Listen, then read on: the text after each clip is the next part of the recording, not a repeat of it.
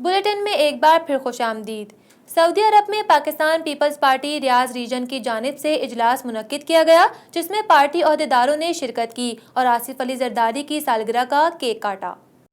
دارالحکومت ریاض میں Pakistan Peoples party کے عہدیداروں نے آصف علی زرداری کی سالگرہ کے موقع پر اظہار خیال کرتے ہوئے کہا کہ پیپلز پارٹی جمہوری جماعت ہے اور اس کے کارکنان جماعت کے ساتھ بھرپور انداز کے ساتھ کھڑے ہیں۔ آصف علی زرداری نے مفاہمت کی سیاست کا آغاز کیا اور پاکستان کو نامساعد حالات میں بھی آگے بڑھایا۔ عہدیداران کا کہنا تھا کہ آج بھی مفاہمت کی سیاست پر عمل کیا جائے تو پاکستان کی سیاست کو بہتر بنایا جا سکتا ہے۔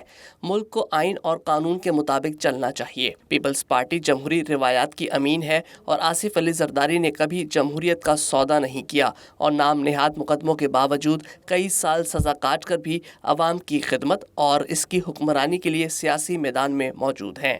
اجلاس سے پیپلز پارٹی ریاض ریجن کے صدر احسن عباسی، قاضی اسحاق میمن، یونس ابو غالب، سردار رزاق، وسیم ساجد، عدیل رانا، شریف بھٹو، الیاس رحیم، ملک بخت محمد، چودھری اختر اور دیگر نے بھی اظہار خیال کیا۔